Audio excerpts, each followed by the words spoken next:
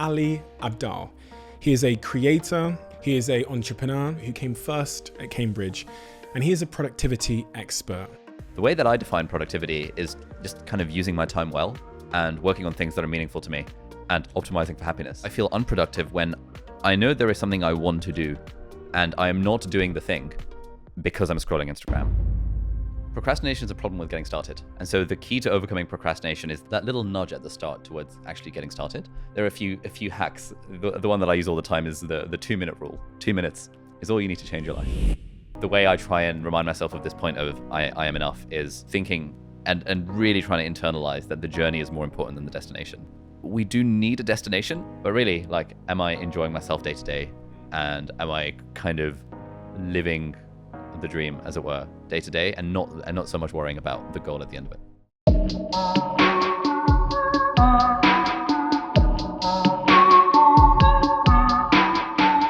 Productivity, procrastination. Two things that all people aspiring to success, or really aspiring to get anything done, often struggle with. Today, we're going to try and solve that problem. Today, I'm joined by Ali Abdaal. He is a creator on YouTube. He's got millions and millions of subscribers. He is an entrepreneur. He's a Cambridge graduate who came first at Cambridge, and he is a productivity expert. And honestly, he's read more books than anyone I think I've ever met on the subject, but generally about how to become the best version of yourself. This conversation isn't just about productivity and procrastination.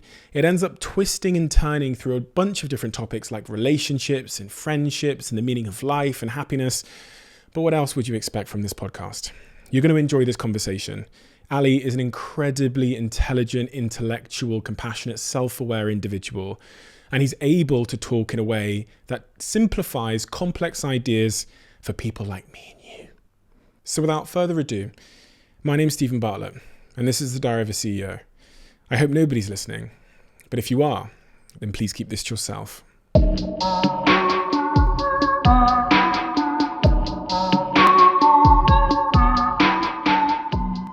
I really start here with all my guests because I think it's so foundational to everything that they then say thereafter, is getting a bit of context as to who you are, where you came from, and the environment in which Ali was created. Oh, interesting question. Okay, so I was born in Karachi in Pakistan in 1994, so I'm 27 now.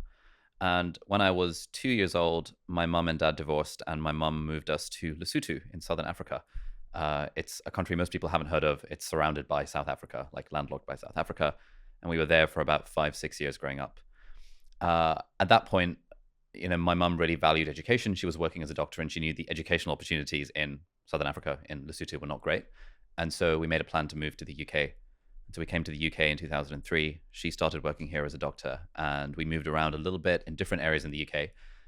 And it was really in secondary school that I did in Southend-on-Sea, Essex, where I discovered kind of entrepreneurship and the internet and computers and stuff. And basically all throughout school, I'd be the kid getting like decent grades and everything like that. But the thing, I would look forward to going home so that I could do some more coding or tinker on some websites or try and shill my services as a freelance graphic designer or something for $5 here and there. And I was making kind of, a little bit of money. I lied about my age on PayPal. I pretended I was 18 when I was actually like 13. And I was getting like $5, $10 from these small businesses here and there and thinking, oh my God, I'm making money on the internet. This is incredible. And then as I went through school, me and my friends, we were all quite interested in the entrepreneurship stuff.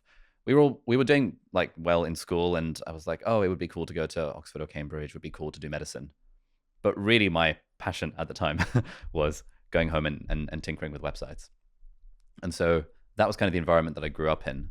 Then when I went to university, thankfully I got a place for medicine at Cambridge, which was great. Awesome experience. Just on that point there. So you were tinkering on websites and loving it. That's the thing you were like running home from school to do. Yep. But then you go for medicine. What Yep. was the driving force behind you deciding not to do the tinkering on websites for a living and going and doing medicine? I mean, you said there that your mother was a doctor.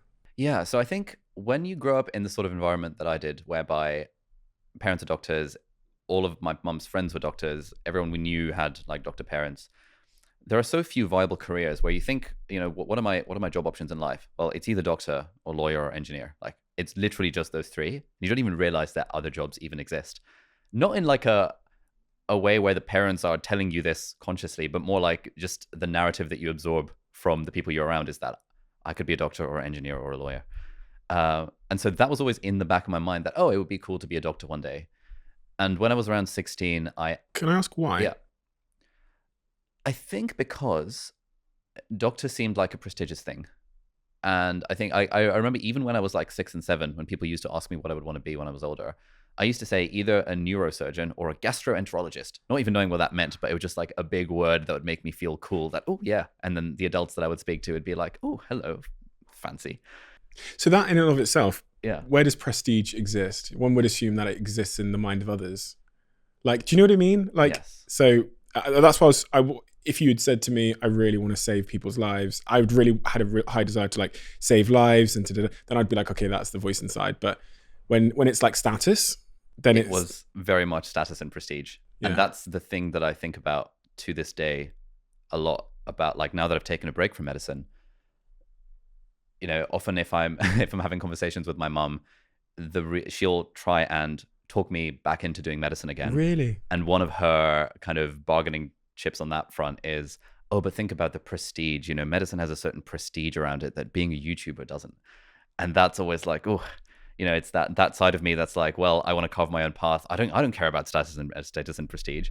And then there's the other half where it's still like a kind of a narrative going through my life that I need to optimize for like this sort of old world prestige instead of happiness. Yeah. Which is bizarre, isn't it? It's completely bizarre. Yeah, this is strange, like it's a cultural thing as well, largely. I think with you know, my mum dropped out of school when she was 7 years old. So doctor, lawyer, anything with prestige was the correct answer. Yeah. Maybe that's because, and this is me just guessing out loud, when you're an immigrant family, one of the actual biggest predictors of happiness was financial security. Absolutely. And being a doctor, so it's like maybe. Yeah, I think that's a big part of it. Where with our parents' generation, especially as immigrants, seeing other people who are happy correlated with other people who had like a big house and like nice cars and were going on holidays equals financial success, equals, oh, those people did well in their traditional career of banking or medicine or engineer or law. And the narrative of like someone like you, entrepreneur, social media, big company, that it just wasn't really a thing in our parents' generation. And you said they're like going on holidays, but I think go back to the village in Nigeria where my mum's from, having a good job was actually like survival. It was like being able to eat. It was like much lower things on Maslow's hierarchy of needs. Yeah. It was just like being able to survive.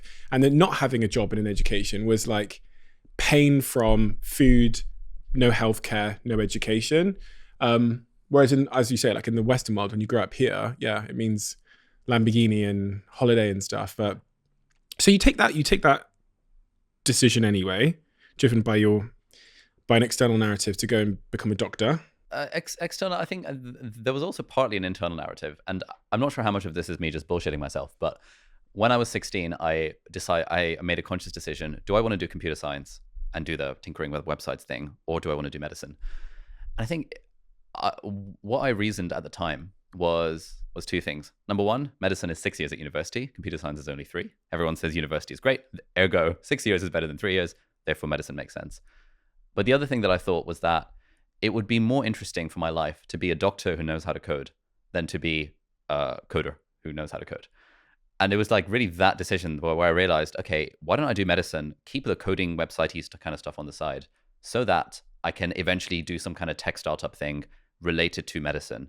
And then medicine becomes a side hustle in a way before I had the terminology of the phrase side hustle. And so it ended up not quite working out that way, but certainly from my first year of med school onwards, I knew that I was not going to be a doctor full time. I was going to do medicine for fun, and I was going to make money on the side through a tech startup or something like that. And did you try tech startup? A little bit. So in my first year of uni, second year of uni, I started a company that helped other kids get into med school. And then, so that was like in-person courses. But then eventually, because me and my brother knew how to code, we turned this into a software online question bank for the different med school admissions programs. And so that was it, sort of like, subscription billing, software as a service kind of product, which was the closest I got to a tech startup. I dabbled with a few like medical tech things. I used to do freelance app design and web design for med tech startups while I was at uni. But when the YouTube channel started and that really started taking off, I sort of realized that the thing I actually want to do is teaching rather than coding. And then something that you talk about in the book is kind of reflecting on your life and figuring out what are your values, what is the thing that you have that intrinsic motivation for.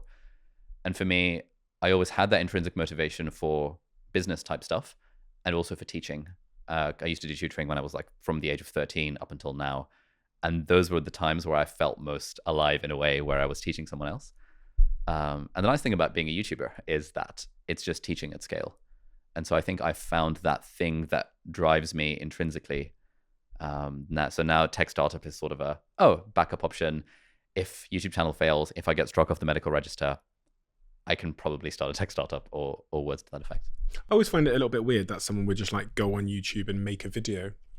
You know what I mean? Like that, when you hear about the first time when these big YouTubers started, whether it's like True Geordie, who I've spoken to here, or Alfie Days, who I think became like one of the biggest YouTubers in the country. Like that first decision to record yourself, usually in your bedroom on a shit camera, talking to nobody, is a little bit weird. Do you know what I mean? So it is very odd. How did it start for you? It started for me. So I harbored dreams of being a YouTuber since about 2009. Why? Because I used to follow people like Kurt Schneider and Sam Sui, who were kind of YouTube cover artists. They would produce covers of popular songs, and those covers were amazing. Like they filmed them beautifully, arranged them beautifully. And I had a few friends who were really good at singing, and I fancied myself, I was quite into maths. I liked the idea of playing multiple musical instruments. So I thought, I want to be the sort of YouTuber where I can play along to songs, and my friends who are actually good at singing can sing along to those songs. And that's the sort of YouTuber I want to be. And so I sort of had a few like sort of stop-starty moments over those like next 10 years, kind of trying and failing at this. But ultimately, the reason I became a YouTuber was because it was content marketing for my medical school admissions business, where I was helping people get into med school, teaching them how to do well in these exams. And no one was really creating decent content for free on the internet about those exams. There was these kind of corporations creating boring corporate-looking stuff. And I saw that gap in the market. I was like, great, if I can create these sort of tutorials on YouTube, content marketing, people will watch my tutorials for free. And if they like me enough, they'll sign up to the course. And that's why I started speaking to a camera in my bedroom. It was like, all right, guys, here are some tips for section 1 of the BMAN. Section 1 is all about critical thinking. There's 60 minutes and 35 questions and blah, blah, blah. And here's how you do it. And I was so familiar with that stuff, having taught it for 5 years, that started to do reasonably okay early on. In the days where I had like 51 subscribers, 52, refreshing the YouTube app every day to be like, oh my God, I've got another view. And then it sort of morphed from there. Was there a tipping point where you thought, fuck, this is going to be bigger than the thing that I intended this to support? Yeah, that tipping point was my first video that went viral. And it was a video about how to study for exams. This was one of those weird things that I look back on, where when I started YouTube, it was in June of 2017. I knew that I wanted to make this video, this sort of how to study for exams, evidence-based tips, at some point further down the line. It was a topic that I'd researched extensively. People would come to me asking for help on how to study for their exams. There's actually a whole body of like psychological research on this that we just don't get taught in school around what are the actually most effective ways to learn. And so I knew I wanted to make a video about this, but I knew that I wanted that to be like my 100th video rather than my first video, because I knew that I knew nothing about cameras or editing or anything. And I reasoned it would take me 100 videos of being bad at it before I could make a video that was actually good. And I thought to myself, okay, I really want to put everything into this 100th video so that this video can potentially go big.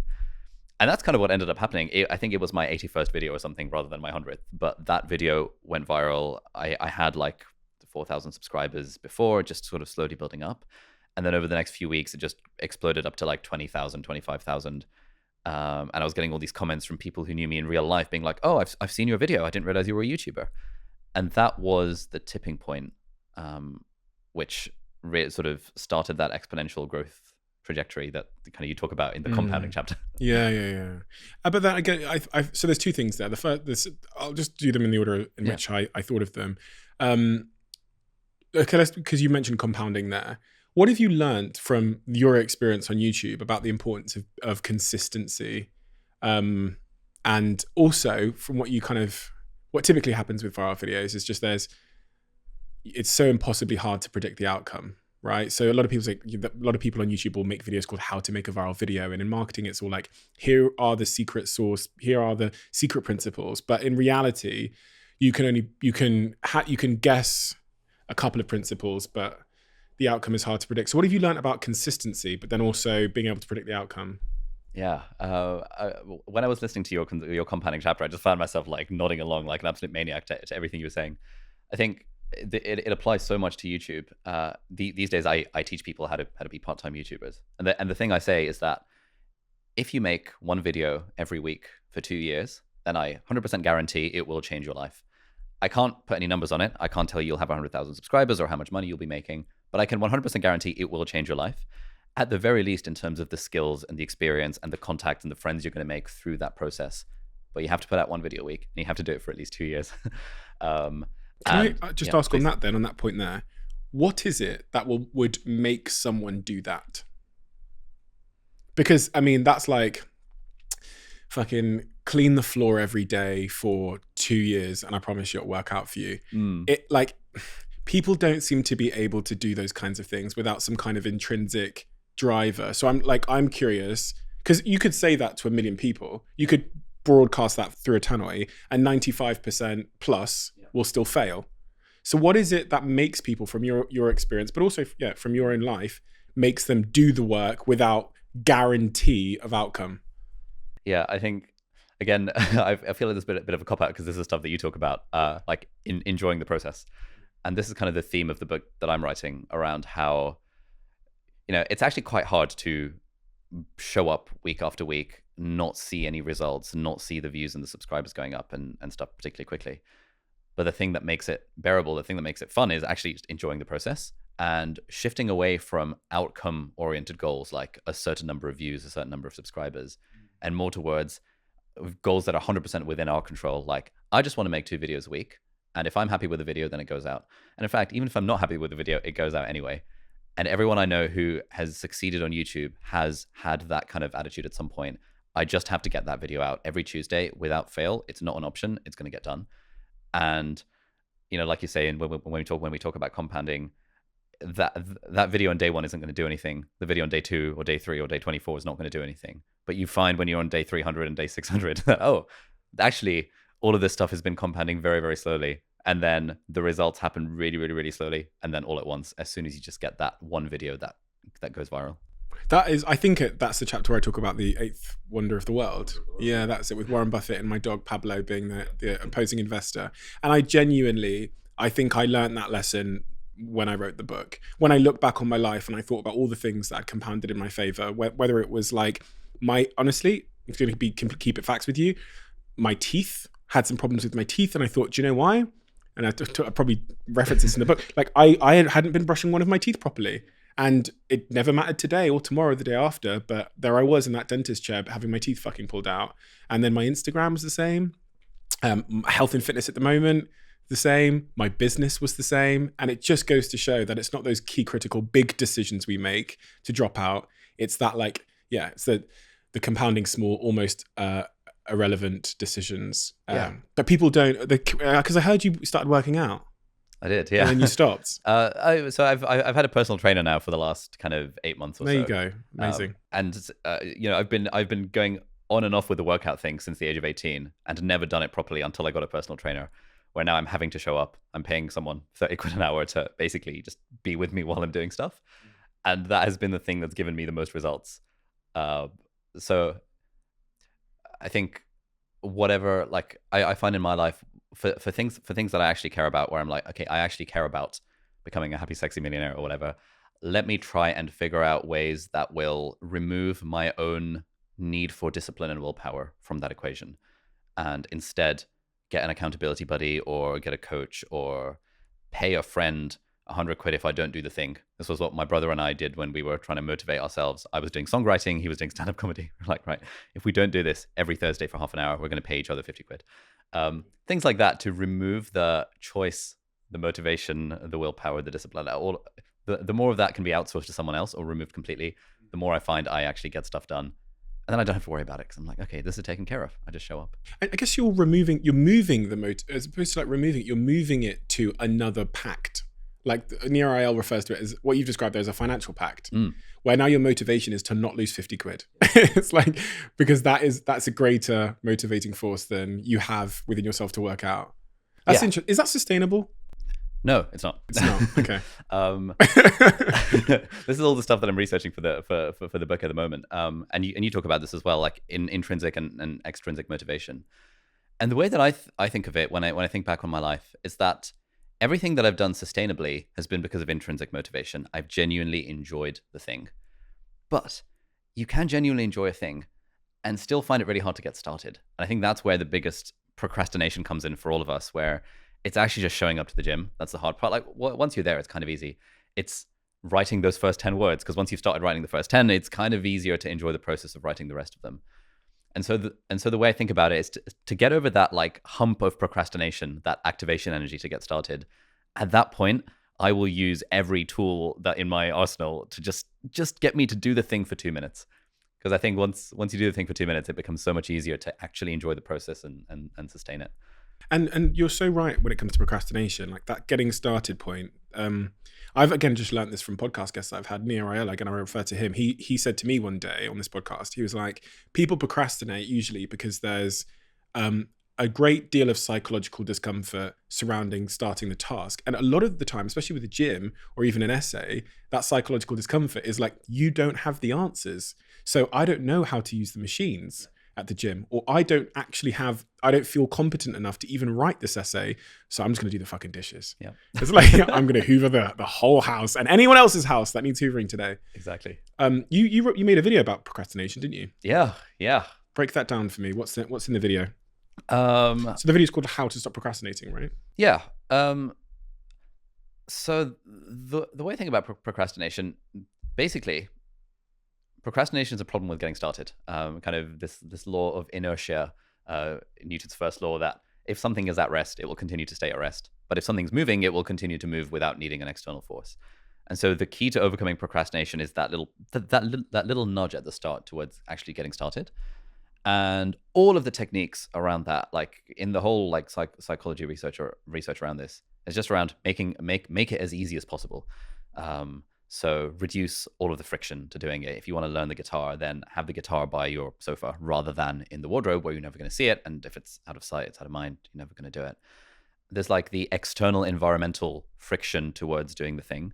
But then there's also the internal friction. It's like those narratives that we tell ourselves, the psychological discomfort of going to the gym, the I don't want to see how other people are going to see me, the even having the wrong sort of goal.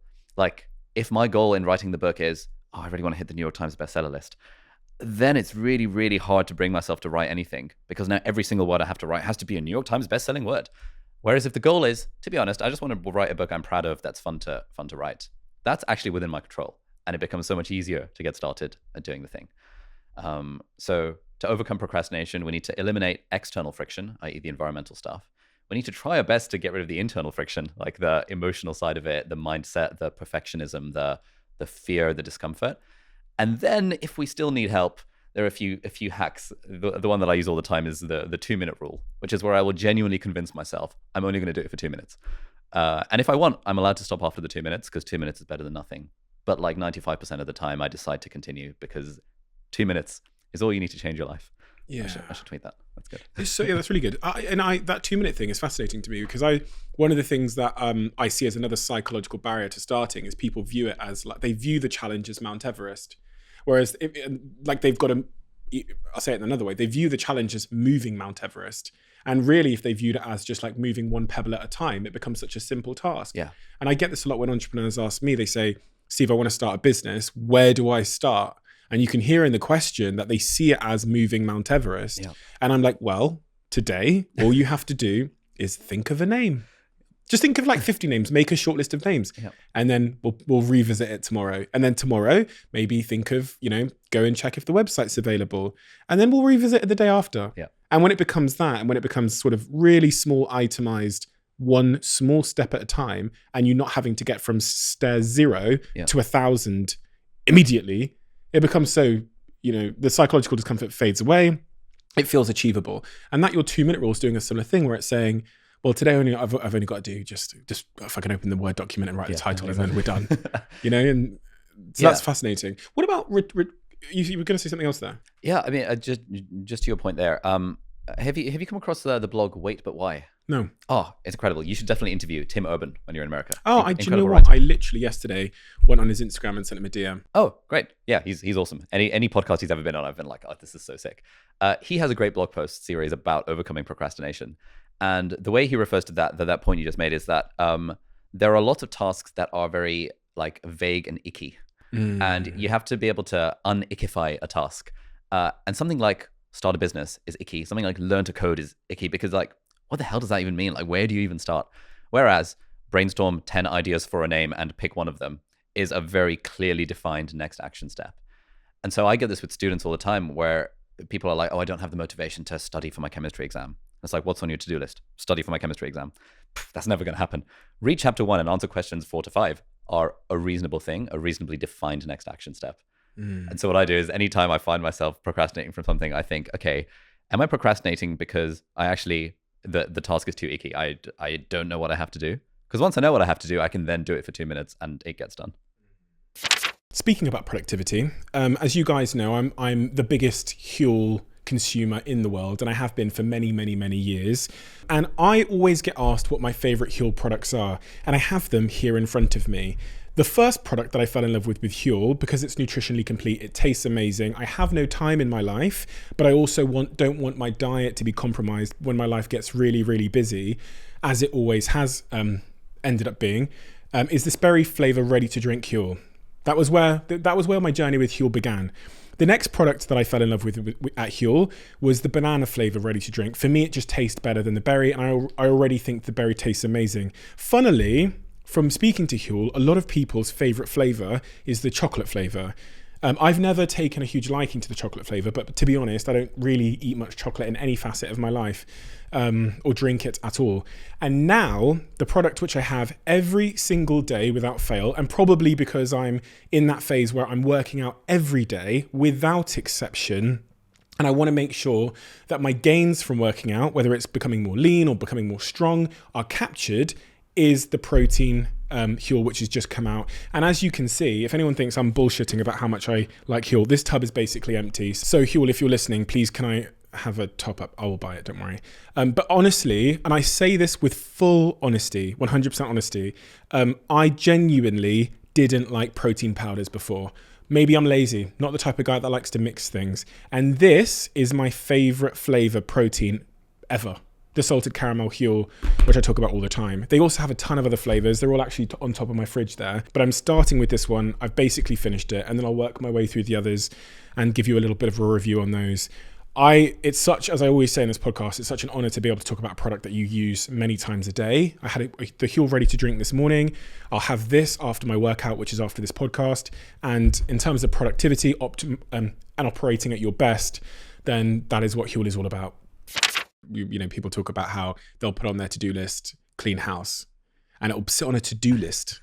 And clean house, that's a big thing. It's a big, and that'll sit on your to-do list for like, I don't know, 2 weeks, whatever.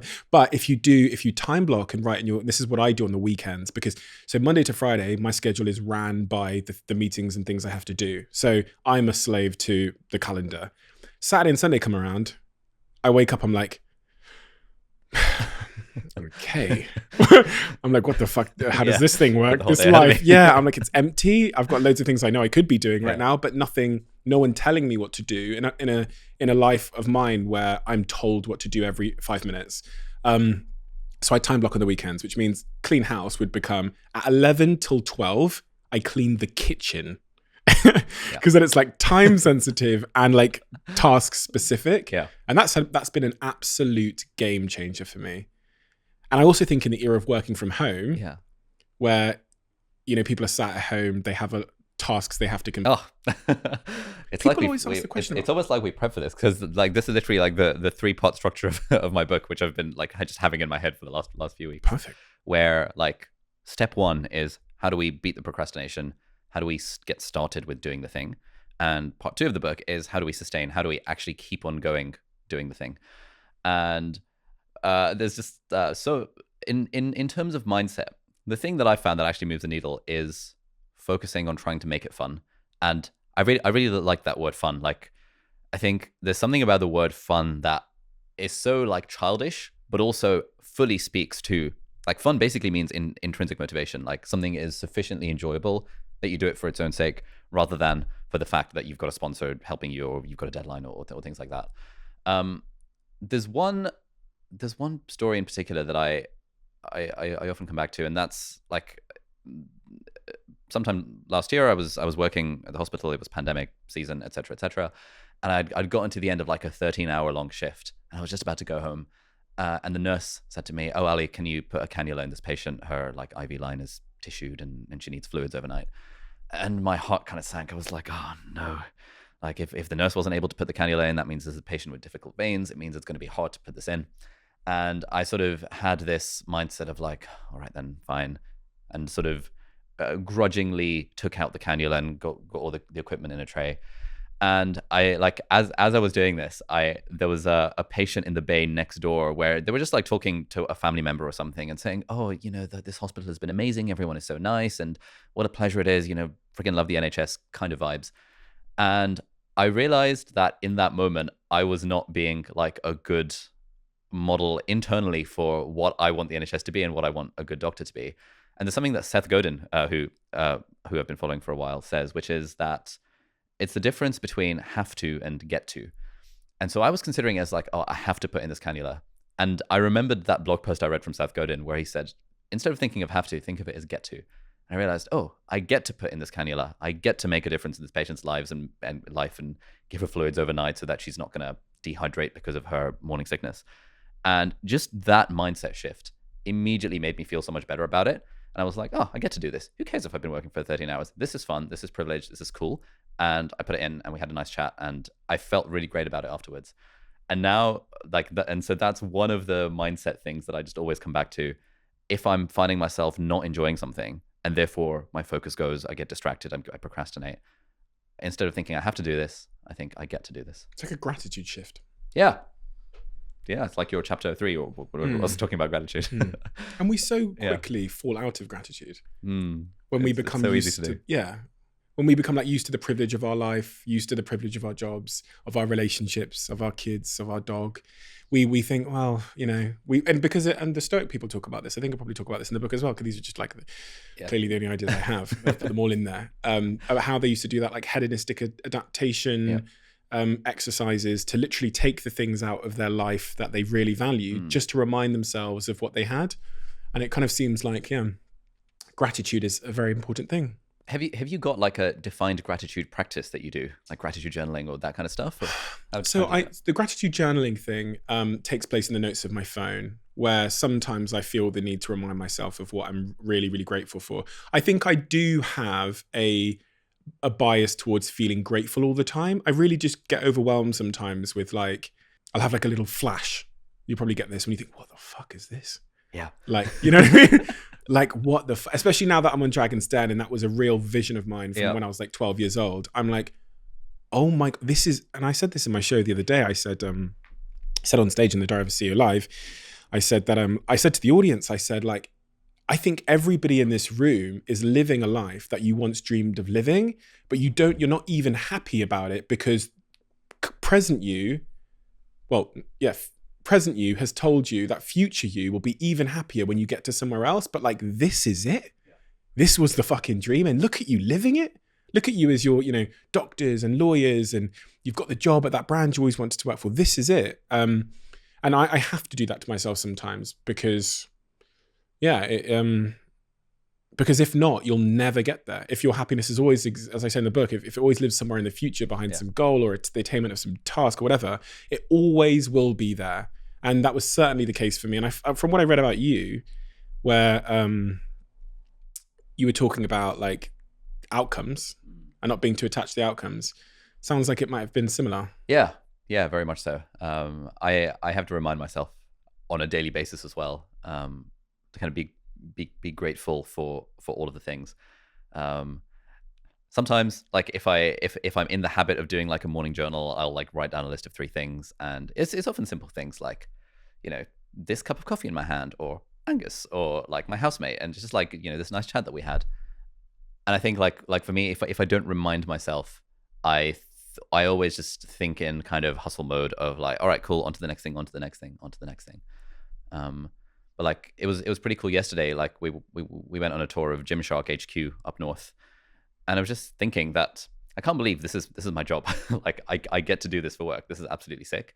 And even now being here, like this is sitting here talking to you is what I get to do for work. And if like, I don't know, 18-year-old me were to imagine being in this position now, I'd just been like, oh my God, this is the dream. Have you come across a guy called Brandon Sanderson? Nope. He's an author. He writes. He's my favorite author. He does these incredible like fantasy novels, Stormlight Archive, huge series. In it, there's like a phrase that I always come back to around this point. There's this like order of knights. They're called the Knights Radiant, and they have like their like charter, their ideals. And their first ideal is life before death, strength before weakness, journey before destination. And it's that final bit of journey before destination that I remind myself of on a basically daily basis, where it's kind of like Miley Cyrus's thing of it's the climb. It's not about how fast I get there. It ain't about what's waiting on the other side. It's the climb. And the way I try and remind myself of this point of I am enough is thinking and really trying to internalize that the journey is more important than the destination. And I think we do need a destination. Like, you know, the fact that I want to, I don't know, write this book or whatever, like that's a destination.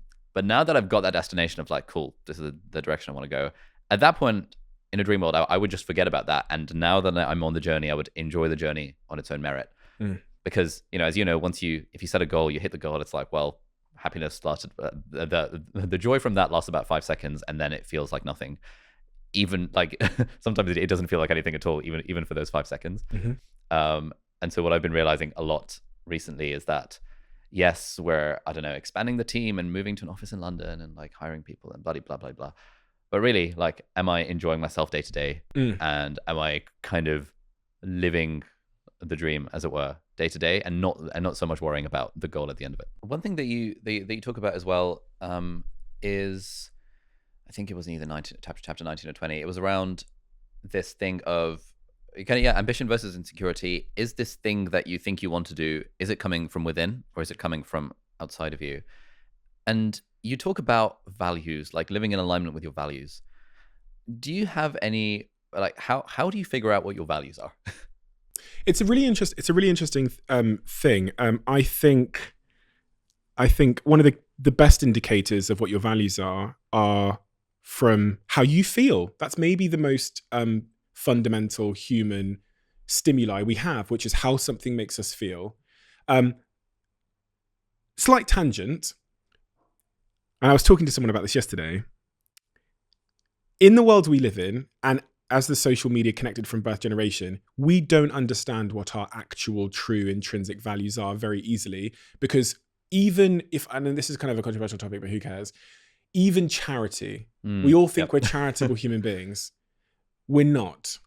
And if you've only got to look back at human history to understand that our morals are highly influenced by what society is doing at the time, because if you go back 150 years, I would have been a slave, potentially.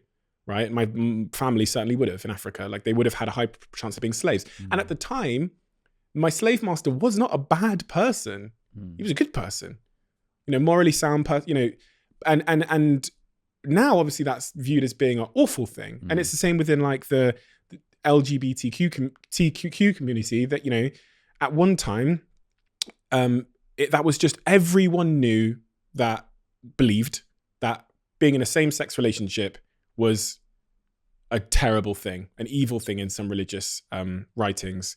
Now we all accept it to be. How can our morals of society has changed? The force that's telling us what's right and wrong, what's good and bad, what's valued and what, you know, has changed. That's the only change that's happened. So I do believe deeply that a lot of our values unavoidably come from our willingness to survive by taking up the values of the communities we live in. However, when it comes to your personal values, however they've been shaped, usually from your parents or early experiences, I just go on based on how things make me feel. And that seems to be the only indication I have of what's true for me and what's not. If I'm alone and I watch a video of a baby suffering or crying, and it makes me sad when no one's around, and I'm not having to tweet about my feelings to the world, then I would assume that is, you said about learning and teaching.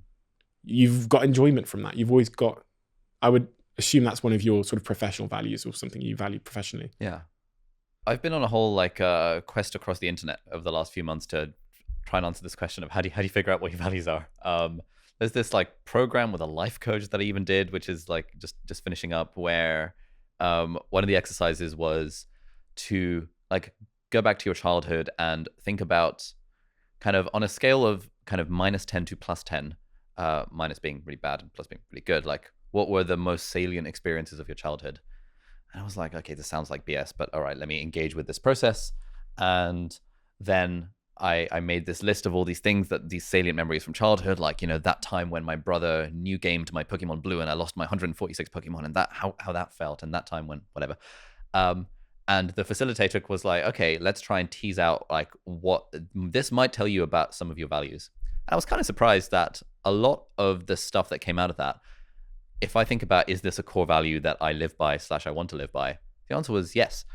And I was surprised by how much of those experiences when I was under 10 years old shaped maybe the values that I've got right now.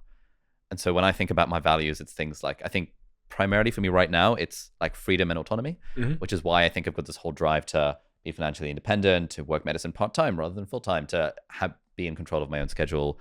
Things like togetherness and kind of working with other people has always been a really fun thing for me, whether I was in school or university. Studying with friends is just always more fun than studying on my own.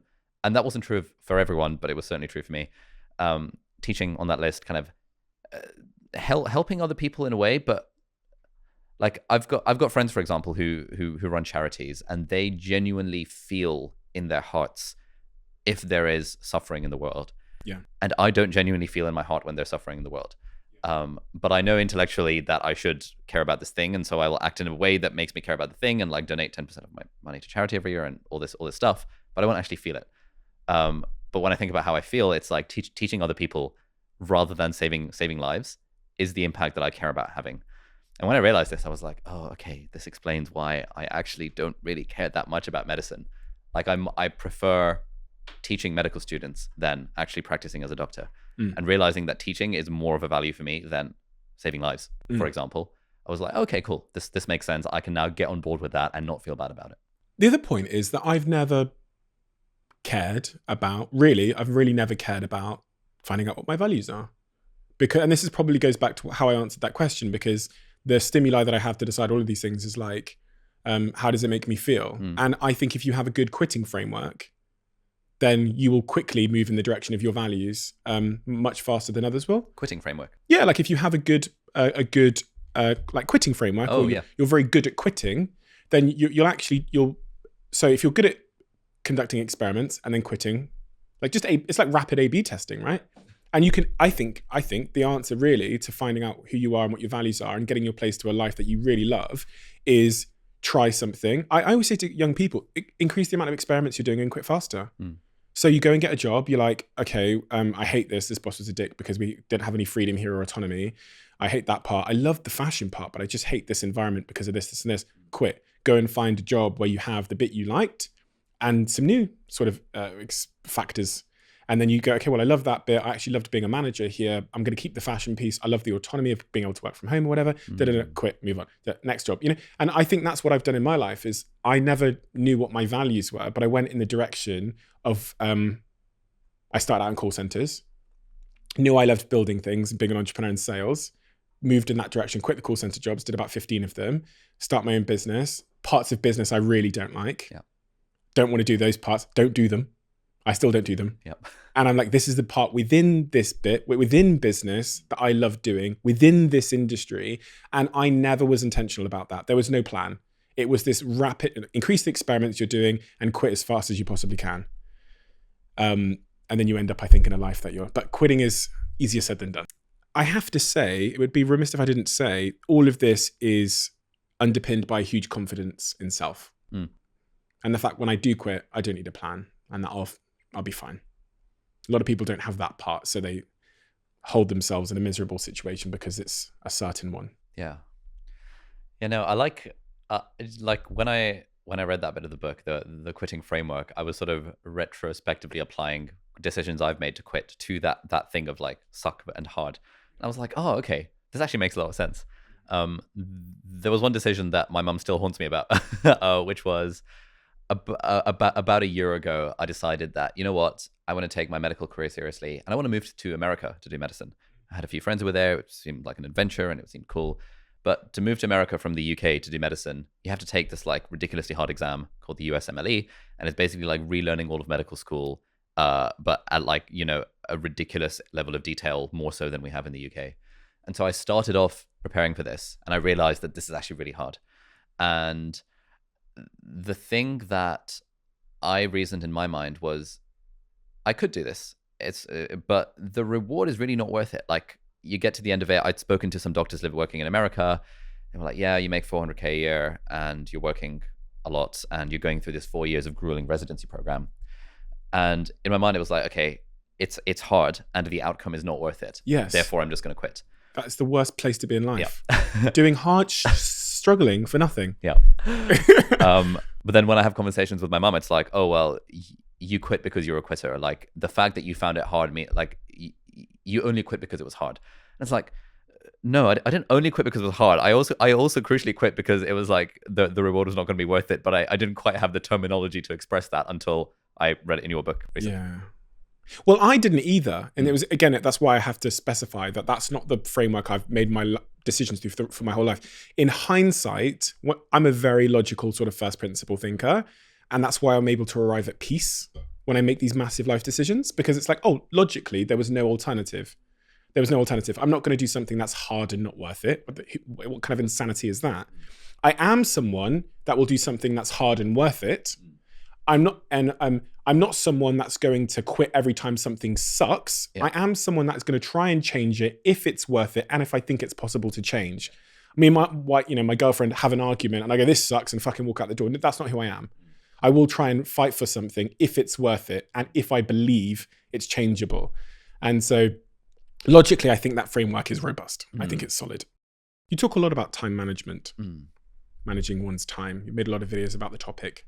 What have been some of the other sort of tips or tricks that you've adopted that have helped you manage your time better? We talked about time blocking and breaking your vague to-do list tasks down into specific ones. Is there anything else that comes to mind?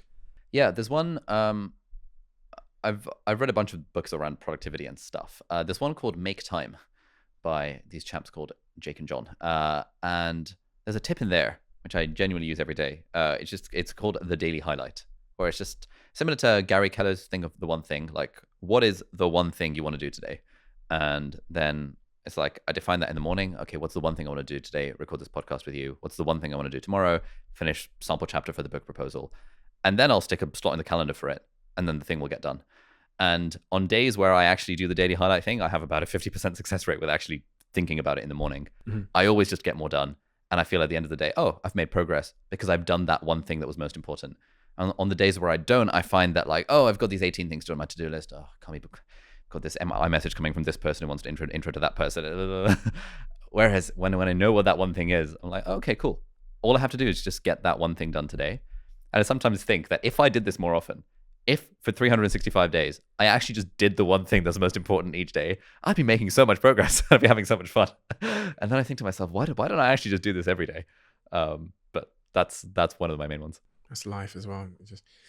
And you when you talked about the tipping point in your career where you blew up, you were talking about, you made that video about how to study. And I guess the premise of that video was teaching people how to learn better. Yep. You've read a lot of books. As it relates to learning, outside of studying, just more generally, what tools have you adopted? Because you've read my book and you remember everything, it seems. What tips and tricks have you learned about how to learn better? Yeah. So essentially the main one is that we learn by testing ourselves rather than by consuming more stuff. Which is a bit counterintuitive. Like when it comes to, if we think about like studying, and then we can kind of broaden it out. Like if it comes to studying, we think that to learn more stuff, I need to get more information into my brain. But what all the evidence says is that no, to learn more stuff, you actually just need to read it once, and then you have to try your best to get it out of your brain.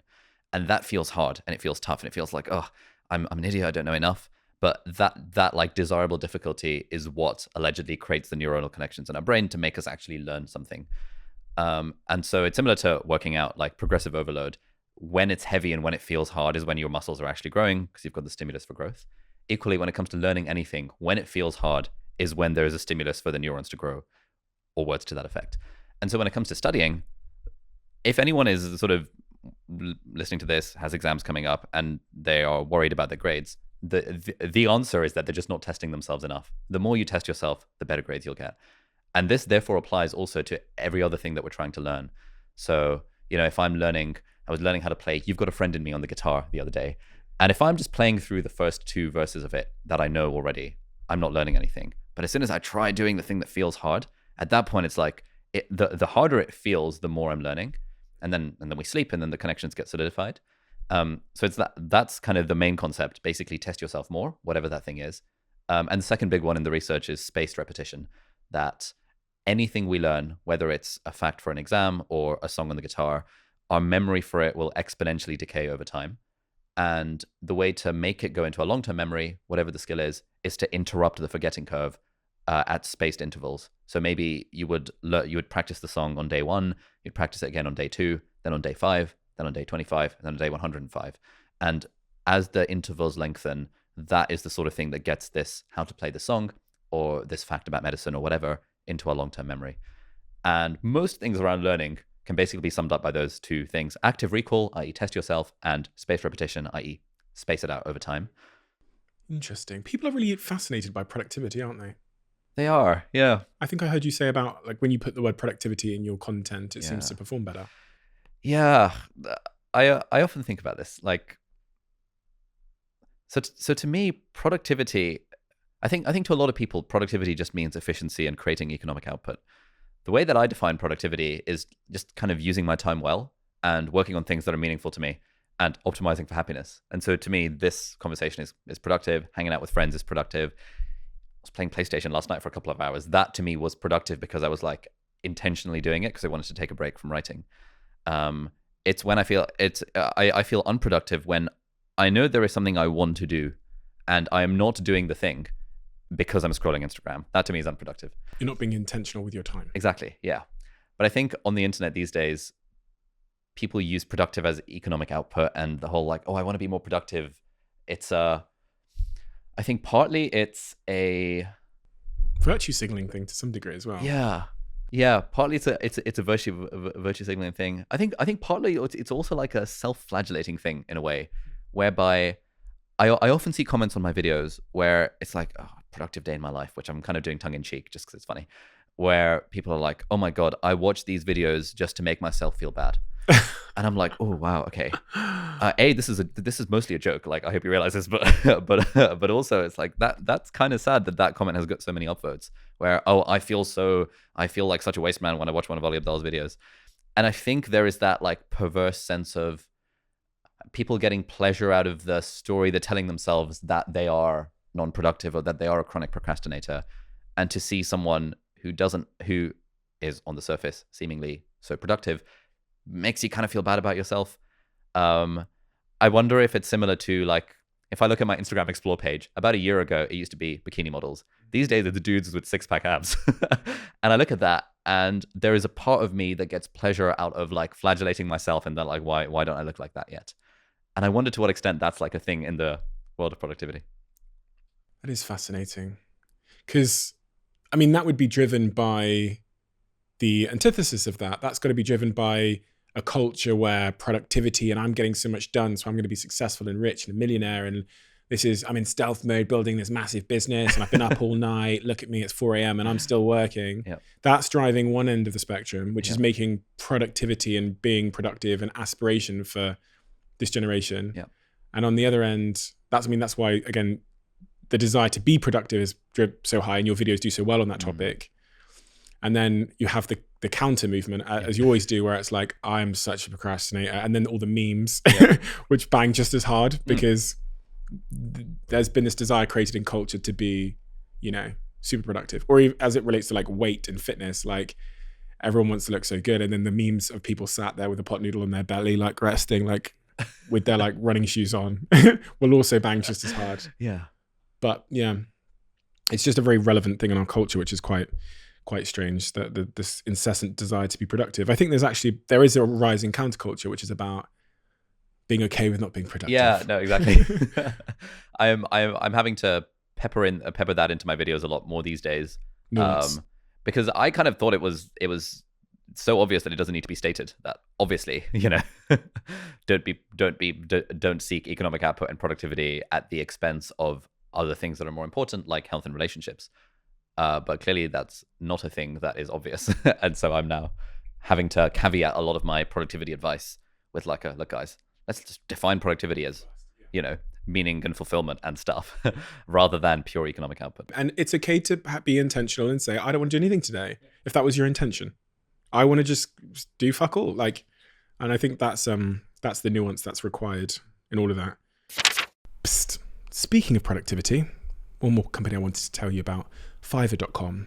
I mean, if there was a company that's predicated on increasing your productivity, it is Fiverr.com, where you can outsource some of the tasks in your life that you do not want to do professionally, whether it's designing a website, making a thumbnail, editing a video, anything. You can get it done on Fiverr.com cost effectively. And sometimes, if we're talking about increasing productivity, using someone who's on another time zone, which means work is still happening when you are asleep, which extends the bandwidth of the amount of hours you have towards your goals. This month, we are using Fiverr to redesign the thumbnails on our second YouTube channel, a graphic designer we found there. And I always use it whenever I have professional tasks that I need handling. That is Fiverr with 2Rs.com/CEO.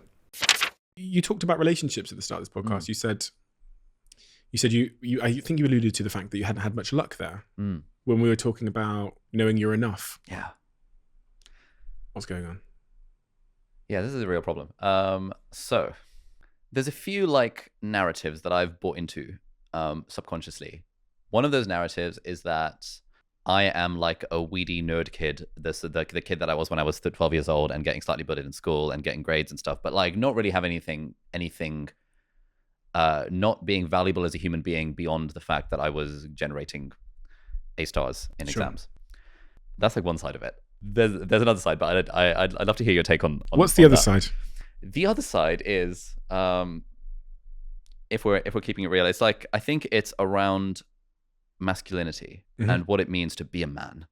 And if one were to hypothetically read WikiHow articles on how to get girls, or even the vast literature on the topic, there is a big thing of women are attracted to men, like, people who so someone who is a man, someone who leads, someone who's like alpha, those sorts of things. And I think my kind of default way of being is very not that. And like my idea of fun is singing Disney songs and playing board games until 2:00 in the morning with a pizza takeaway, rather than something that a more like macho alpha type person would be. And so on the one hand, there's that thing of just be yourself, of be your authentic self, etc., and a girl will like that for who you are. And on the other side, it's the thing of you will objectively get more success with women in inverted commas if you sort of are more of that alpha type personality. Well, here's the problem you have. Yeah, please. on that particular point before we move on, because I'd love to hear what you're going on to say. But it sounded like you were saying, do I be myself and dance around listening to Disney, even though it might return a lower quantity of smoking hot potential partners. Correct. Or the alternative to that is, do I be a masculine guy and like act outside of self to generate more smoking hot partners? The issue you have is you just got to zoom out and you've got to think about the outcome of both approaches and how sustainable both approaches are. All you can be is yourself for a long period of time. Okay. And if you want long-term results, that's the only option you have. Of course, you can act as something you're not and pretend you don't like Disney and not play board games and stuff. And you might meet the wrong person for a short amount of time. And it will be a short amount of time because that relationship will Yeah. capitulate the minute they find out who you actually are. And this is, there's, this is always, for me, the answer is you have to be yourself. You have no choice in that. You do have a choice in being able to kill some of those confidence issues, which might be self-sabotaging at key points in the relationship where it turns into insecurity and results in jealousy. And if you're coming into a relationship thinking, why the fuck is this person with me? Yeah. The chance of you exhibiting jealous behavior and controlling behavior and manipulative behavior and insecure behavior and where are you? Why haven't you here? And why haven't you texted me back fast enough? And is high. And for me, that will put undue pressure on something that might have worked otherwise. Mm-hmm. So go ahead and work on the confidence issues, but never, ever dare change who you are. Like the things you intrinsic, do not change those. Do not try and act outside of those, because that will lead to really short-term results. And you don't actually want to be with anyone for 50 years that doesn't want to dance and listen to Disney movies with you. You don't actually want to. Society's telling you want smoking hot, but you don't actually want that. You won't return joy on that. You'll return status from walking in with a smoking hot model that has no brain, but you won't return joy in the long term. And that is the goal. That's the North Star. Does that make sense? It does. Yeah. On the note of being yourself, the thing that the thing that I feel a contradiction is that on the one side there's kind of be yourself, and on the other side there's like choose yourself. And what I worry about is, what if this person who I am, i.e. the kind of nice guy who like enjoys Disney and board games and stuff, that's a result of accidental experiences that I haven't really chosen for myself. And should I instead be thinking, okay, who's the sort of person I want to be? Although having said that, I don't want to be anyone who doesn't sing along Disney songs, because they're just great. There you go. Yeah. And you sing along to Disney songs, not because you're now being forced, because you enjoy it. Yeah, it's just genuinely fun. It makes you feel good. I love it. Yeah, it's so good. There you go. So that's part of the answer to a lot of the things we've discussed before, which is going in the direction of the things that make you feel good. Don't suppress things that make you feel good, because then you'll feel shit. So if that makes you feel good, that is, as far as I'm concerned, you've explored and exploited, as you say, and you've found something you enjoy. And don't sacrifice that for what? Yeah. For a pretty woman to be stood next to you. Yeah. That's not that. Trust me, will not be enjoyment. That'll be status. That'll be extrinsic approval, right? Which is very different from internal fulfillment. So I would never disregard those things. However, you can, as I've done over the last year and a half, say, do you know what? When I look at my values and who I actually want to be internally, my health, this is what I've done, is so foundational to everything. And I really managed to almost like hypnotize myself somehow into knowing that me being in good shape and me being someone that goes to the gym every day and prioritizes that, my health is my first foundation, is in line with my happiness. The change in my life, the thing that's put me in the best shape of my life ever, was before, as I've said in this podcast, me working out was all about women. Yep. The minute it became not about women, it stuck. Okay. Because for so many reasons. The minute I enjoyed the process and I removed wanting six pack, and I basically don't have any gym goals now whatsoever. My goal is to go every day. It stuck. It became intrinsic. It was for me. And now I go every single day. And the minute we finish this conversation, my PT's waiting for me. And I went yesterday, the day before. I'll go the day tomorrow, every day. Okay. I don't care. I'm not doing it for anyone else. So it sticks. Interesting. That's why your relationship will fail if you're with someone that you're with for external reasons. It won't stick. Okay. Yeah, this makes a lot of sense. Content. Content. Yeah, you make a lot of content. And must have come to learn a lot about humans and psychology from all these videos you make. You tinker around with the titles and the thumbnails, and you've become such a big YouTuber. You've got millions of subscribers from a very iterative process of, I guess, really understanding what humans will respond to and what they want, what their desires are. What would you give me as advice for how to make, if I'm a listener, a really great content that people will care about? It's a broad question, but there you go.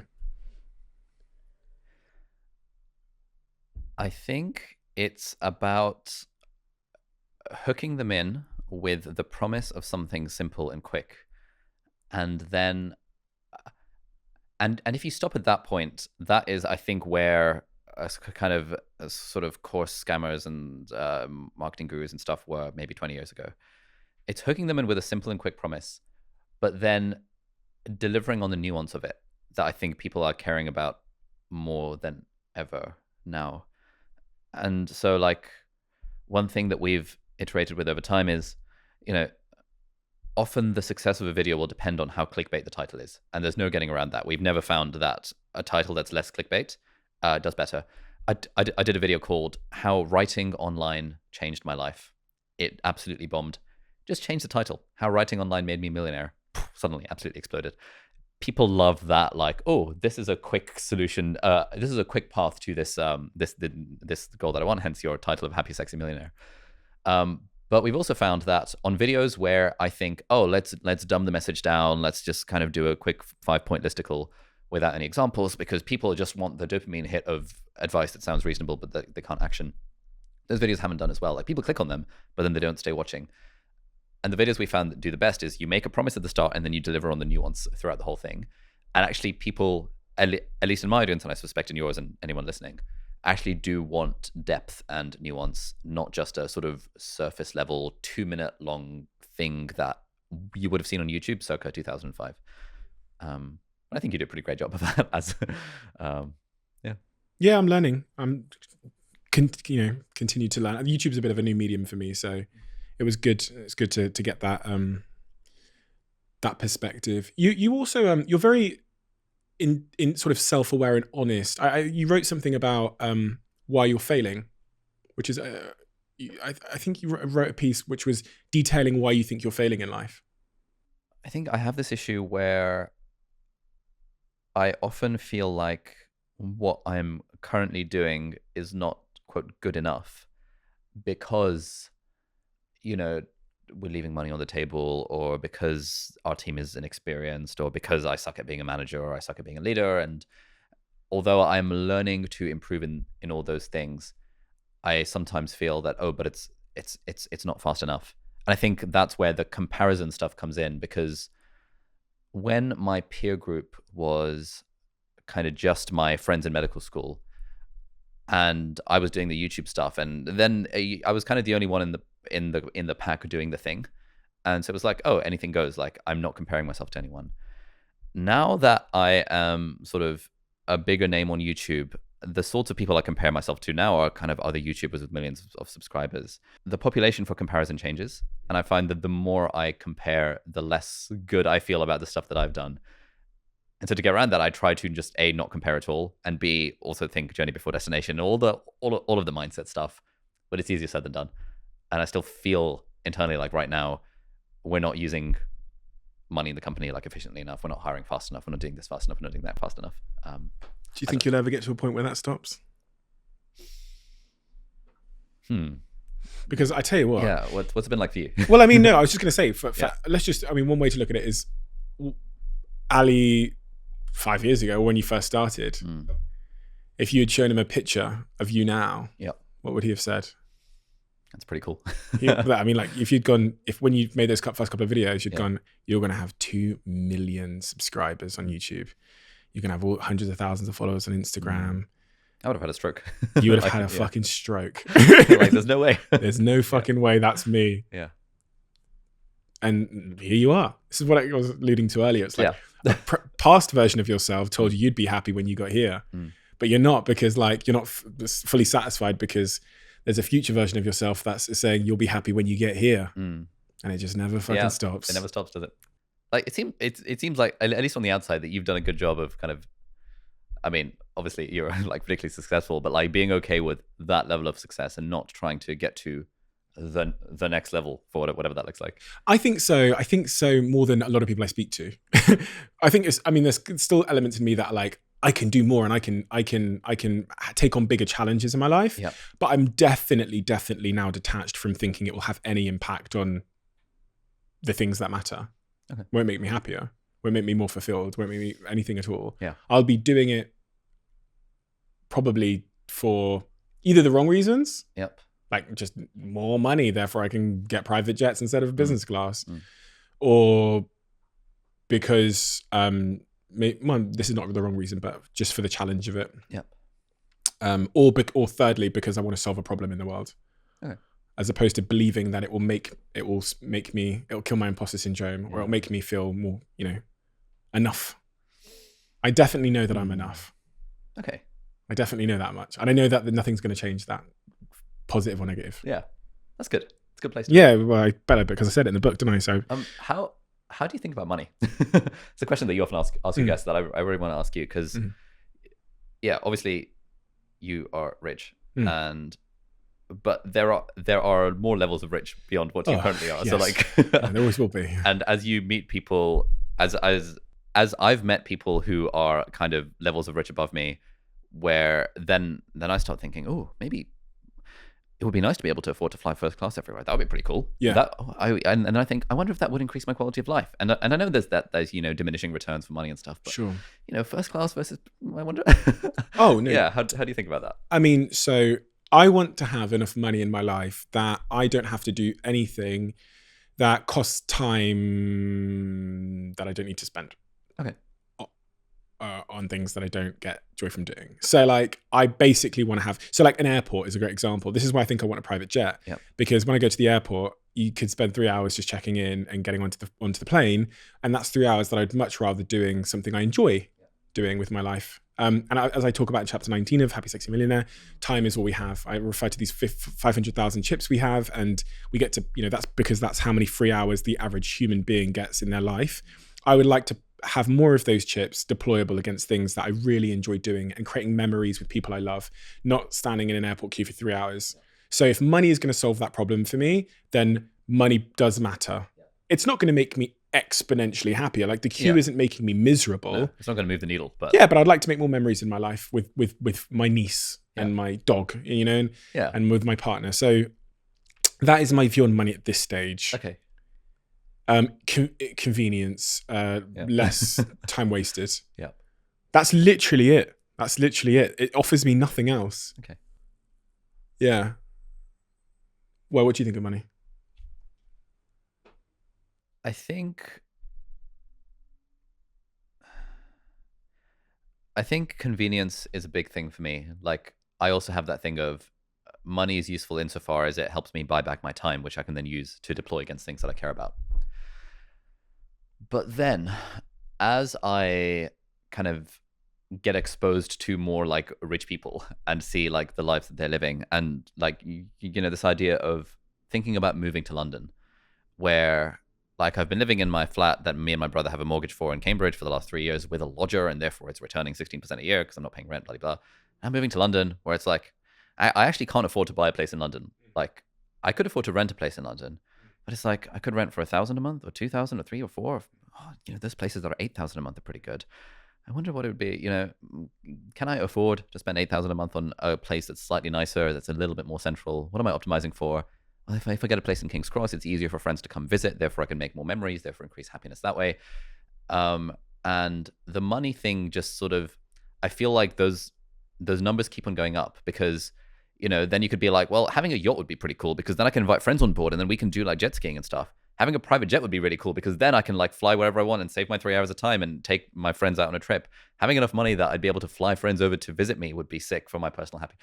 And I don't know, I feel the more I think about this, the more I start to invent justifications for trying to make more money for the sake of happiness and fulfillment and stuff beyond the 75,000 a year that the studies will tell us leads to diminishing returns. I think the key thing there, and what I said in my answer, is that I don't think it will make me happier because I'm already, I don't think missing the airport queue will actually make me happier. Yep. I don't think it will because fortunately, I'm at a point where I don't think I could be happier. Okay. Yeah. No, I could definitely have less annoyances in my life. Yeah. But fundamentally, I don't think I could be happier than this. Okay. Or more fulfilled or comfortable than this. So me killing the queue by getting a jet is removing an annoyance and increasing how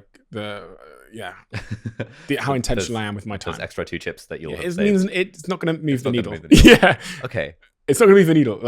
And if this place was where we are now, which is my home, I live upstairs. If it was 2 times bigger, would I be happier? No. No, I wouldn't be. No.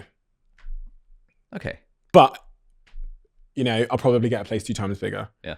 Because I don't know, then I can have bigger parties, and maybe that more people will be a more enjoyable memory at some point.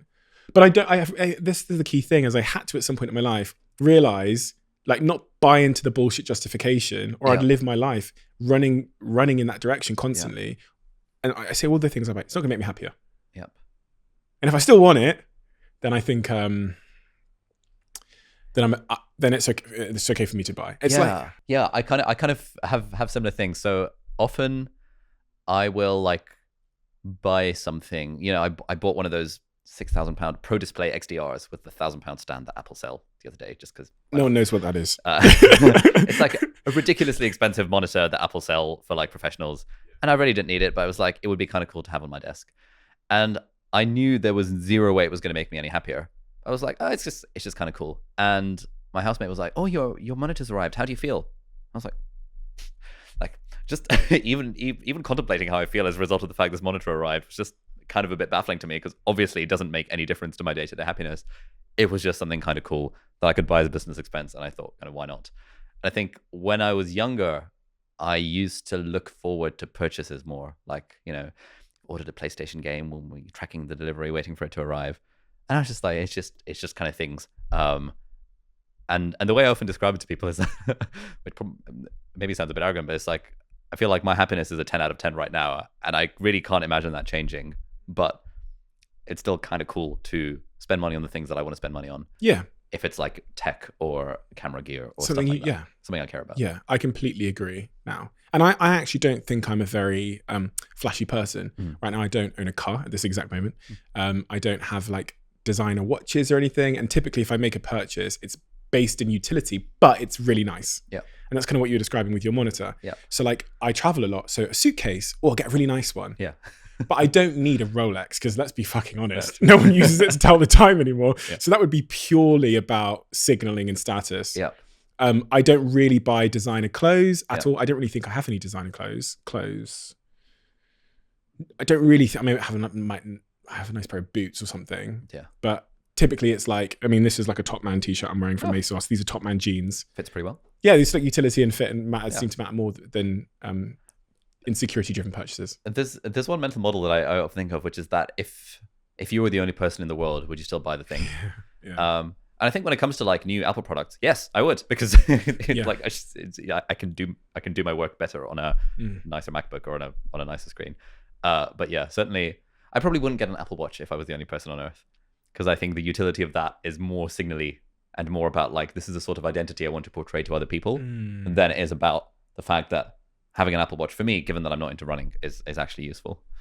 You've read a lot of books, about mental models and various other things. What are some of the key principles or key sort of mental models that have had the biggest impact on your life? Ooh. There's so many, I can imagine that it's quite hard to... Yeah, I think one of the main ones is this thing about the money diminishing returns curve, about like beyond about 50 to 70K, depending on what study you look at, money doesn't buy more happiness. And I often have to like remind myself of that when I get into this cycle of the pursuit of more stuff. One of the things, I won't really call it a mental model, but one of the things I often come back to is, I think you talk about in the book as well, 5 Regrets of the Dying. Oh yeah. And I have those written on the top of my to-do list on my daily to-do list template. That's a good one. The other one is, what is that for anybody that doesn't know? Oh yeah, so there was this like palliative care nurse or someone who Brony Ware. That's the one. Yeah, she messaged me on Instagram no way. When one time I like didn't tag her Instagram, so she's like, oh yeah, thank you so much for the post, could you tag? But yeah, Brony Ware, she's amazing. Brony, yeah. So she wrote a book called The Regrets of the Dying, or The Top Regrets of the Dying, where she interviewed like hundreds of people who were on their deathbed, asking them, what are your regrets? And some of the really common ones were, I wish I'd lived a life true to myself rather than what others expected of me. I wish I'd worked less hard. I wish I'd spent more time with friends and family. Can you remember what the other ones are? Do you know what? I only focus on the first one. Yeah. Because she said this was the most common regret of the dying was, I wish I'd lived a life true to myself and not what others expected of me. Yeah. Following your intrinsic motivation rather than status, prestige, external Exactly. factors. Yeah. It sounds like the other ones are all actually just fit into that like bucket. Offshoots of that. Yeah. Yeah. And people, as they're about to die, must have this amazing retrospective clarity over what they did and didn't do right, what did and didn't matter. It didn't matter that that girl in playground said my hair was shit, or this comment on Instagram. And that retrospective clarity, because I say this in the book as well, this is about I talk about how I don't think anybody believes they're going to die. Yep. And those people know they're going to die. Yeah. So they have that, like, it's all the bullshit just fades away and they Yep. go, I just want one more day with my son. Yeah. But also it's not quite the same as the whole live every day as if it were your last. Like there's that balance there. How do you think about that balance? Yeah, I mean, so that's actually like fundamentally bad advice, because if I were to live today like it was my last, I would probably be doing self-destructive things. Like they're going to be self-destructive financially. Yeah. Like financially, I'd be blowing all my money. Like, yeah. So, or something like that. But the merit in that I see is living like life itself will come to an end at some point, which for me means being very conscious about the use of your time, I guess, and what you're deciding to do. If today were your last, you'd be able to cut through the bullshit that doesn't matter.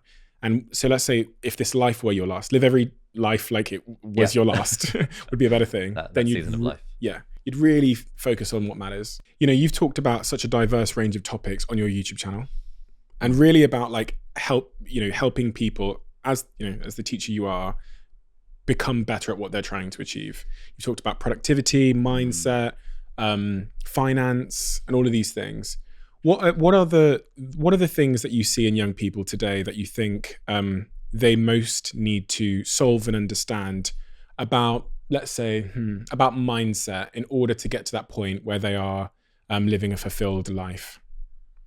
What are some of the, and I say this to you because I know how many books you've read. Thinking specifically here about like young people, and you're seeing them in the comments section, you're seeing the problems that they're trying to solve in their life. I think the main one that I see is a mindset that work has to be suffering, and that like working hard is like a bad thing, and that what it looks like if you're striving for something is that it looks like pain. This is very much the mindset I had going into medical school, where it's like, oh, I'm now a first year medical student at Cambridge University. This is supposed to be hard. Let's get all my big textbooks out. Let's like spend ages in the library, pulling all-nighters, thinking it's a badge of honor, because this is what work looks like and it looks hard. And from my second year onwards, where I realized, hang on, like, the thing Tim Ferriss often says, like, what would this look like if it were easy? I think if more young people accepted that work doesn't have to be suffering, it can actually be easy and fun, and you can have it all, provided you find ways to make it fun and optimize for the things that are enjoyable. That will solve a lot of kind of problems when it comes to the things people often ask me about, which is motivation, procrastination, burnout, and all that jazz. I think another kind of underrated tip, which the toxic productivity people would crucify me for, is that I think everyone kind of, like, if you want to live a life on your own terms, then you do have to solve the money problem, because we all need to make money. We all need to have that, like in board games, we call it, you call it as an economic engine. Like if you want to win in a board game, you always have to figure out, are you going to sell sheep? Are you going to get wood? Are you going to get oat? Are you going to get hay? Like, what is your economic engine going to be? And I think the sooner that can be ticked as a box, or the more aligned the economic engine can be with the thing you actually find fun, the more you can do that thing of living life on your terms. Because what I never want to be in the position of is where, that thing of, well, I just got to work the 9 to 5 so I can enjoy the 5 to 9. Because that's like 80,000 hours of our lives, 80,000 chips out of the 500 that we're squandering away just to survive. And obviously that's so much easier said than done. And a large amount of being able to tick that money box, being able to build that economic engine, is based on kind of privilege and where you've grown up and circumstances and all that stuff. But I guess kind of from where you're sitting, you never had that sort of privilege growing up, and you kind of succeeded despite it. And yeah, it's just that thing of accepting. I think a lot of young people, especially like the Gen Z folks these days, are in that mindset of, I care about impact, I don't care about money. And I think it's very hard to live a fulfilled life if you're not like, if if you think in that way, because then it's like, oh, I'm not going gosh. to talk about money. It's weird if people talk about money on the internet, etc., etc. So those would be kind of two things that I would love to implant into young people's brains. Yeah, that's a really interesting one. There's been this absolute groundswell over the last couple of years of, I think millennials are guilty of it too, just all of them want to change the world. And they don't really have a plan or have a specific route to changing the world, or having an impact, but they just want to lead with that, which sounds to me a lot like virtue signaling, because I think the people that end up changing the world are very specific about what they're going to do. And it's very passion driven. It's very like specific passion driven. So they'll say, someone that does actually want to change the world won't actually start with the end in mind. They'll start with, I want to study medicine so I can understand cancer, and they'll change the world. Not the Gen Z that says, I want to change the world, or I want to have a big impact. And you go, what do you want to impact? Yeah. Okay, there you go. The world. How? You're asking too many questions. I want to have, so for me, whenever I see that in my DMs, or when a kid comes up to me, when I've been speaking on stage or something, goes, I want to be a public speaker. I go, well, what do you want to talk about? It's like, go and live a life worth talking about. Like, go and have an experience. Go through some shit, and then the consequences. You're a public speaker. I had no intention of ever being a public speaker. There's a consequence of creating a life where I had some shit to talk about, And I think younger generations have that the wrong way around. They're so obsessed about, wouldn't it be great to create an impact? But have you come across effective altruism? No, I'd love to hear. Yeah, so it's like this this movement, this community that talks about how doing good in the world and like having an impact is actually like scientifically measurable and can be done in evidence-based kind of ways. And so there's a few like charities and programs tied to that. One of them is GiveWell, and they do an evidence-based analysis of the charities in the world to figure out what is the most bang for your buck. What's the highest ROI on money donated in terms of lives saved or some other outcome measures. And you find that it's some pretty rogue charities that come out on top here. For example, the Against Malaria Foundation. On average, it costs somewhere between £2,000 and £3,000 to buy enough malaria nets to statistically be able to literally save a life.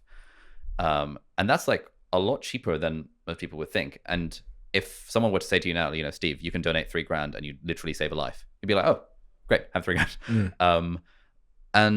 And so the idea behind effective altruism is that given that like you can actually measure the impact of charities. And where I was going with this is that you can therefore measure the impact of a career and relate it kind of to money if you need to. So they've done an analysis of what being a doctor is like. And in the Western developed world, a doctor will save around 7 lives throughout the course of their entire career. And this is not taking into account the fact that if I wasn't a doctor, the next person would have gotten into medical school and been a doctor in my place, because in the UK, we have more people applying to medicine than there are places. If you are the only doctor in, I don't know, sub-Saharan Africa or in a country or something, and then you stop being a doctor, that obviously has a big impact. But most of the people listening to this are not in that position. And so the way that I think of impact is in terms of like counterfactual impact, i.e., what is my impact compared to if I didn't exist, if I wasn't doing my thing. And I often will see comments on videos from people being like, oh, you're a sellout for leaving medicine in the middle of a pandemic to, like, I don't know, make YouTube videos, something BS like that. And I'm like, yeah, I can see why that's the narrative that you're telling yourself. But actually, I'm not special as a doctor. Like, I have no unique value to add as a doctor 2 years fresh out of med school. Anyone basically who has gone through medical training in the UK, because it's pretty good medical training, could do as good a job, if not better, than I can of being a doctor. But where I have counterfactual impact, where I am kind of unique in the impact I'm providing, is in the fact that I have a YouTube channel that teaches people and inspires people's stuff.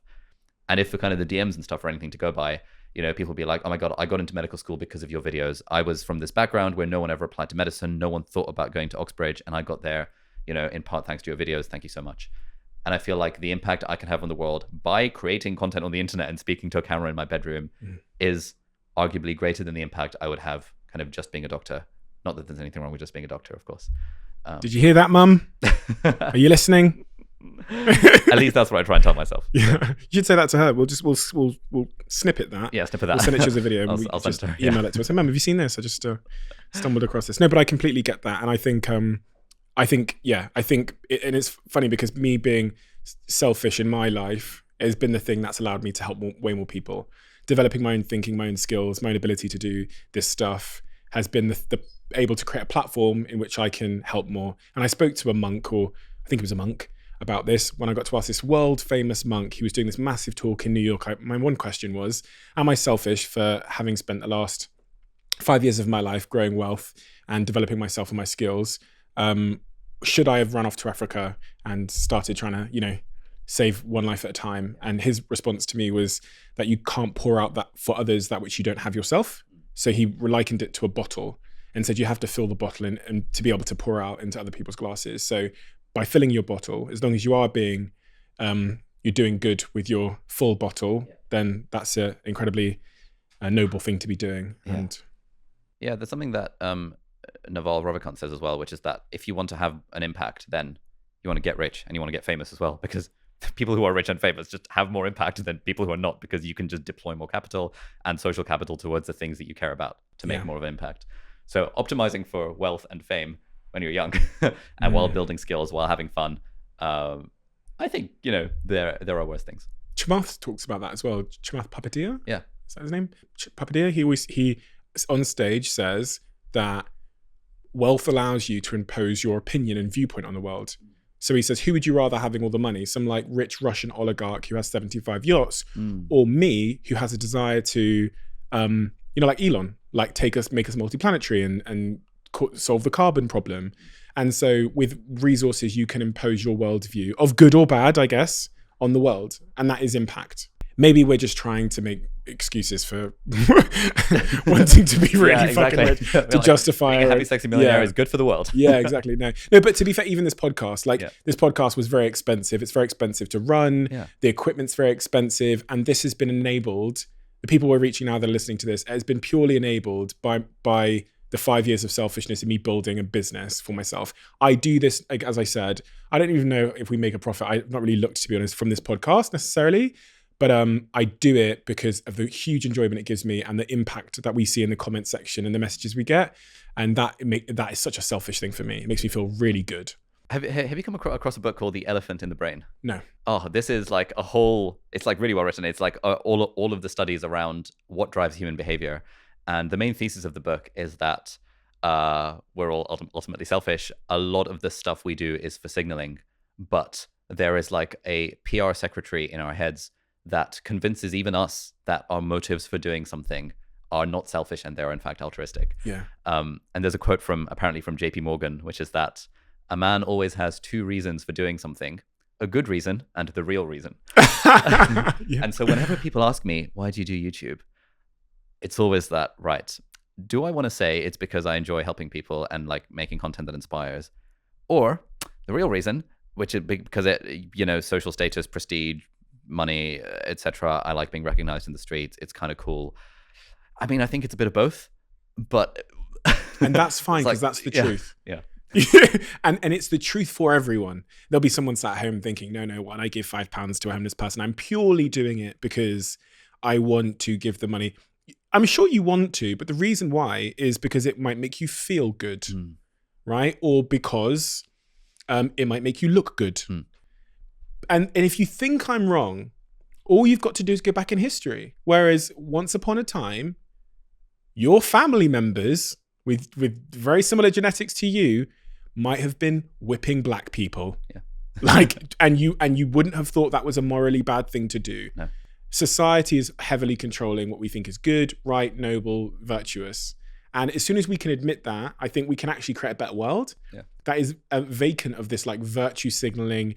What's the right hashtag to use? What am I meant to say? Who am I meant to be for others? I think it's a form of liberation to admit that to yourself. Yeah. I think that's really good. There's a phrase that a blogger friend of mine uses called servant hedonism, which is that you like by serving others and optimizing for serving others when you're making decisions in your life, you're in fact kind of making yourself more hedonic, more happy, and that is actually a reasonable. And as long as you can admit that to yourself, that's a pretty reasonable way of living life. Listen, thank you for your time, Ali. Thank you. It's been very long. Yeah, lots of fun. And you're such a diverse character. And that's really why I wanted to speak to you, because you have such a wealth of knowledge across multiple sectors and industries and topics and themes. And I find that, and that comes from your curiosity, I can tell. You're deeply curious, I can tell, and therefore this is, again, also why I think you've done so well as a content creator who is an educator and a teacher, because your curiosity has sent you in search of answering complex questions that a lot of people don't actually have the time or the skill to know how to answer. And then your ability to break those conclusions down in ways that people understand, that aren't alienating, that aren't too big words for me, Timothy in my bedroom that didn't go to Cambridge, is a real skill. And it's also testament to the fact that you actually understand the things you're talking about. Because being able to simplify, as we know, simplify complex ideas is the best evidence that someone understands those ideas. So, oh, thank you. That's very kind of you to say. And incredibly gracious to have me on. Your book had a big impact on me. The mental models and their decision making, the chip stuff with time, genuinely has changed decisions that I've made in my life. So thank you for that. And if anyone's listening to this who hasn't read the book, would recommend the audiobook in particular, which is narrated by you. Yes. Yeah. And you got a book coming soon, haven't you? 2 years from now. So 2 years from now. Yeah, well, I'll reach out to you to promote that closer to the time. We'll have you back on when you're ready. Yeah. Thank you so much, Ali. Appreciate you. Thank you.